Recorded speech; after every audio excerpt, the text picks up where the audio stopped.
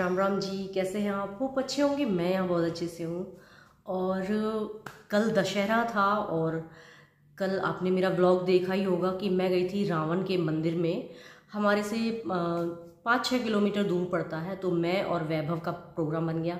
हम सोच रहे थे कि काफ़ी दिन से जाएं, मैंने सुना था इसके बारे में, बट मुझे कुछ ज़्यादा नहीं पता था। एक बार आर्चिक गया था, लेकिन उसने कहा कि मम्मी रावण का मंदिर है, तो मुझे बहुत शॉकिंग लगा। फिर उसके बारे में जानने की ना बहुत दिन से लग रही थी कि रावण का मंदिर क्यों है, क्या है, कैसे है। तो बस कल तो दशहरा था, तो सोचा कि आज तो बस बना ही लेते हैं प्रोग्राम। फिर बनाया और हम दोनों चले गए रावण के मंदिर में। तो आपने देखा होगा व्लॉग, अगर नहीं देखा है कल का व्लॉग तो जाकर चेक कीजिए, डिस्क्रिप्शन में मैं लिंक दे दूंगी इसका। तो आप जाकर देखिए कि मैं कहाँ गई थी, कौन से मंदिर में गई थी, कैसे कैसे गई थी।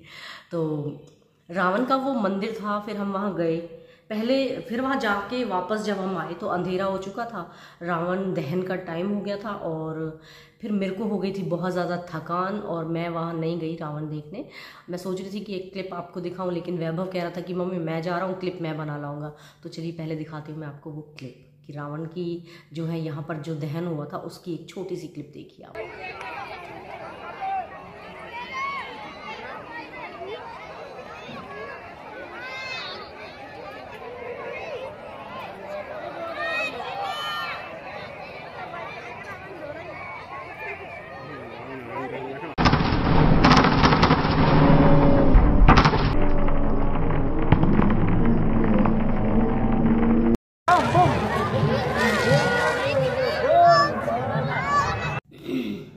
तो वहाँ जब हम मंदिर में गए तो अंदर से एक अजीब सी भय मुझे लग रही थी, पता नहीं क्यों लग रही थी, लेकिन थोड़ी सी क्योंकि रावण का मंदिर मैंने कभी पहले ऐसे सुना नहीं था कि रावण का कोई मंदिर होता है या कुछ।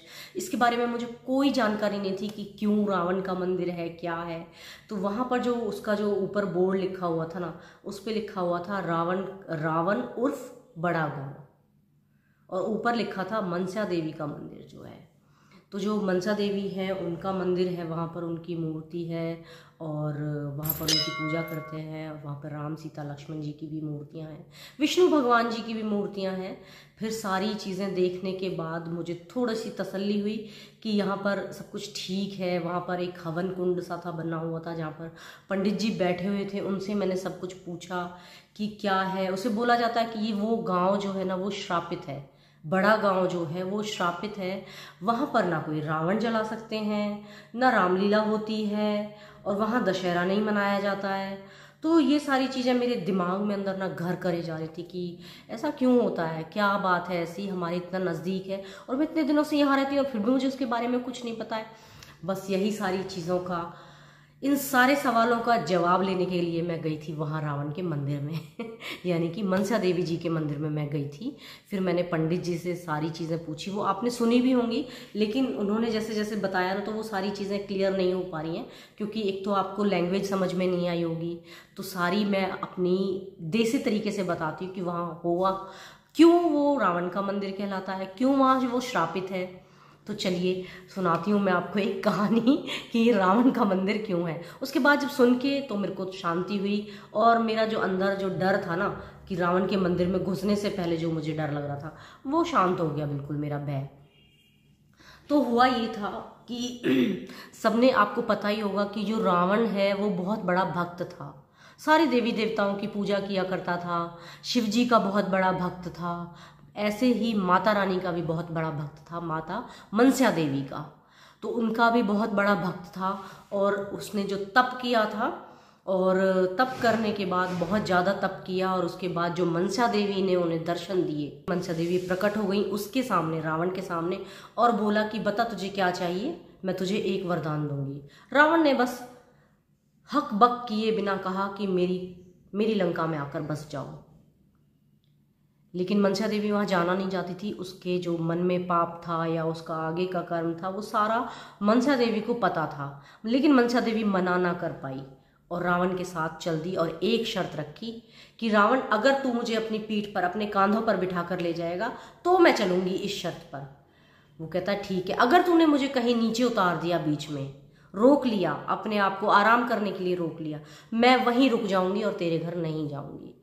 रावण ने कहा मैं बिल्कुल नहीं रोकूंगा और चलूंगा, लेकिन मंसा देवी वहाँ जाना नहीं चाहती थी और विष्णु भगवान ने बस यही किया। विष्णु भगवान की वहाँ पर एक बहुत अच्छी सी एक मूर्ति है। कहते हैं कि बहुत सारे जितने भी रूप विष्णु जी ने रखे थे ना, उन सारे रूपों की मूर्ति है। वो क्लीन से नहीं नज़र आ रहा था क्योंकि वो शीशे में था और कैमरा उसे कैप्चर ही नहीं कर रहा था। बाहर का रिफ्लेक्शन जो है ना वो बहुत ज़्यादा हो रहा था, तो इसी वजह से वो कैप्चर नहीं कर पाया। तो जितने भी रूप उसने विष्णु जी ने रखे थे वो सारी उनके रूपों की जो मूर्ति है ना वो हैं। कह रहे थे, पंडित जी बोल रहे थे कि वहाँ पर भारत में वो दूसरी मूर्ति नहीं है जो वो वहाँ पर है। ठीक है, उसके बाद जो है विष्णु भगवान आए, तरह तरह के रूप उन्होंने रखे और रावण को जो है भ्रमित करने की कोशिश की कि किसी भी तरीके से वो माता रानी को अपनी पीठ से उतार दे, अपने कांधे से उतार दे। जैसे वो लेके जा रहा है तो वो उतार देगा तो मनसा देवी उसके घर जाकर नहीं रह पाएंगी फिर। लेकिन कितने कितने 100 रूप रखने के बाद रावण तब भ्रमित हुआ, क्योंकि रावण भी बहुत ज्ञानी ध्यानी था। उसे पता था कि अगर मैं उतारूंगा, लेकिन भ्रमित हो गया।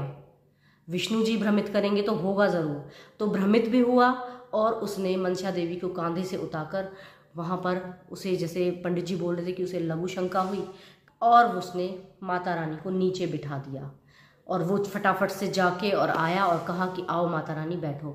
माता रानी ने कहा नहीं रावण तूने गलती कर दी, मैं तेरे साथ अब नहीं जाऊंगी, मैं यहीं रहूंगी अब, और यहीं पर तुझे अगर पूजा करनी है ना तो मेरी पूजा तू यहीं पर कर, लेकिन मैं तेरी लंका में जाकर नहीं बसूंगी।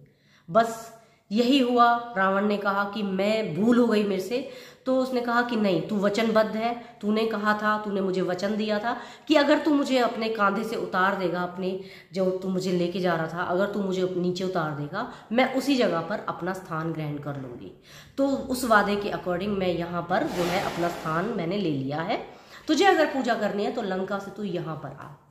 तो बस जो है रावण ने यही कहा कि ठीक है माता रानी, मैंने वचन दिया था ऐसा ही होगा। तो माता रानी को वचन दिया और वहाँ पर माता रानी का ही मंदिर बनवा दिया रावण ने। लंका से यहाँ तक जो है रावण माता रानी की पूजा करने आता था। तो बस यही था, शिवलिंग भी बना रखा था और माता रानी का भी जो मंदिर था वो बना रखा था, लेकिन वहाँ पर जो रावण का पूजा हुआ शिवलिंग था ना वो वहाँ से खंडित कर दिया गया बहुत साल पहले। ये कहते हैं कि खंडित कर दिया गया था कि वो रावण ने पूजा हुआ था, इस वजह से वो खंडित कर दिया, लेकिन वो मंदिर आज भी स्थापित है जो मैंने आपको दिखाया। बस यही कहानी थी सारी की वो मंदिर क्यों है। तो जो वो गांव है उस गांव में रावण की पूजा, रावण की जो रावण दहन होता है वो इसीलिए नहीं होता है कि वहाँ पर एक टाइम पर रावण को पूजा गया था। तो रावण का श्राप था कि अगर यहाँ पर मुझे जलाया जाएगा तो किसी न किसी के घर में, मतलब जो मुझे जलाएगा उसको श्राप को मिलेगा। तो बस इसी श्राप की वजह से यहाँ पर कोई रावण नहीं जलाता, यहाँ रामलीला भी नहीं होती है, यहाँ रावण भी नहीं जलाया जाता है, यहाँ पर कोई ऐसा काम नहीं होता है। दिवाली पूजा होती है लेकिन रावण नहीं जलाया जाता, क्योंकि वहाँ पर राम और मतलब भगवान राम, सीता, लक्ष्मण जी की मूर्तियाँ हैं, वहाँ पर हनुमान जी की मूर्तियाँ हैं, वहाँ पर विष्णु जी की मूर्तियाँ हैं, लेकिन एक वो शिवलिंग नहीं है जो कि खंडित कर दिया गया था क्योंकि वो रावण के हाथ लगे हुए थे उससे। लेकिन वो मंदिर अभी भी है और उस जगह का नाम जो था वो रावण पड़ चुका था। तो यहाँ पर जो बोर्ड लिखा हुआ है ना वो रावण का मंदिर नहीं लिखा हुआ, वहाँ पर लिखा हुआ है रावण। या तो इस गांव का नाम रावण बोल सकते हैं या इस गांव का नाम बड़ा गांव बोल सकते हैं। बस यही इसकी सारी कहानी थी और बस यही था। इसको जानकर फिर मुझे अच्छा लगा कि हाँ सारी कहानी मैंने जानी समझी। बहुत दिनों से था मेरे मन में कि क्या है, क्यों है, रावण का मंदिर क्यों हो सकता है, श्रापित क्यों हो सकती है ये जगह। तो श्रापित बस यही है कि लोगों के मन में भय है कि अगर जब यहाँ रावण पूजा है, जब हमारी थिंकिंग्स जुड़ी हो जाती है ना, हमारी जो कथाओं में या कहीं पर जो चीज़ लिखी हुई होती हैं उनमें अगर कोई श्राप की बात होती है तो हम लोग डर जाते हैं। और डरना भी चाहिए कि हम गलत ऐसा क्यों करें जब उसमें लिखा हुआ है और सभी लोग किसी न किसी रूप में कहीं ना कहीं भगवान को मानते हैं। तो रावण भी तो था ही ना, श्रापित ज्ञानी ध्यानी भी था। तो उसी वजह से यहाँ पर कोई कुछ नहीं होता, इस तरह की रामलीला वगैरह नहीं होती है और रावण को कुछ बुरा नहीं कहते हैं। बस यही वजह थी। अगर आपको मेरी ये कहानी अच्छी लगी हो ना तो लाइक ज़रूर कर देना, चैनल पर नए हैं तो सब्सक्राइब ज़रूर कर देना।